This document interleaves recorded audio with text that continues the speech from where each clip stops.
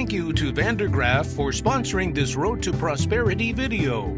Visit their website to learn about new innovative conveyor drive technology, delivering reliability and longevity for belt conveyors.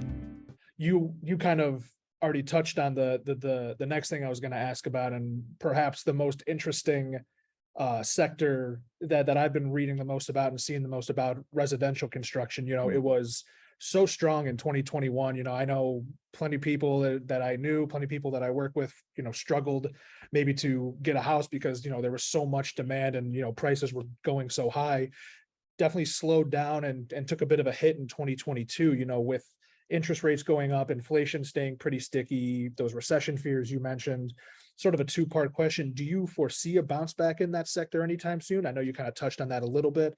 And what maybe do you see in the comparison or dichotomy in the fourth quarter and into 2023 of single family versus multifamily? Sure, great question. So I'm going to weave around both answers here, and if I don't hit them right on, come back to me and ask it again. You're spot on about the pressures facing the single family market. Those pressures of high interest rates, weakening affordability, I think last until probably early 2023.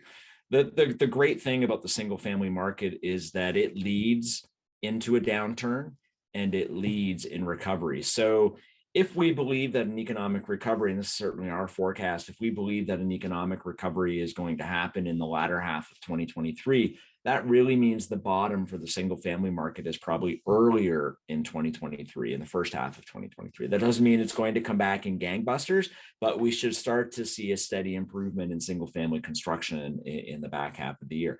The good news here is when we look at total housing, so this is both single and multi, by our estimations, the US is about 3 million units shy of the number of housing units we need to just satisfy demographic demand. So there will be continued demand for housing once the economy starts to improve, and that will pull single family along with it. In the meantime, though, multifamily certainly recently has been benefiting by the weakness in the single family market. There's certainly anecdotal evidence to suggest that and it's our expectation that the multifamily market will weaken in 2023. A couple of reasons for that. Generally, what happens when the economy starts to slow down is those younger rental generations tend to cohabitate longer. So you're out of college, and instead of getting an apartment on your own, you're either living with your parents or you're rooming with your college buddies or your workmates. That will probably accelerate in 2023 and weaken multifamily starts. And then in addition here, the multifamily sector is kind of a hybrid between a true residential sector as well as what we would call an income property type, in the sense that a lot of investment goes into that market. And as the economy weakens in the first half of the year, that investment side of the market will also weaken. So I think 2023 is a down year for multifamily, but we would expect a recovery in multifamily construction late 2023, early 2024.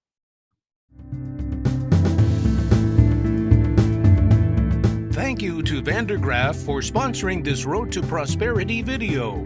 Visit their website to learn about new innovative conveyor drive technology, delivering reliability and longevity for belt conveyors.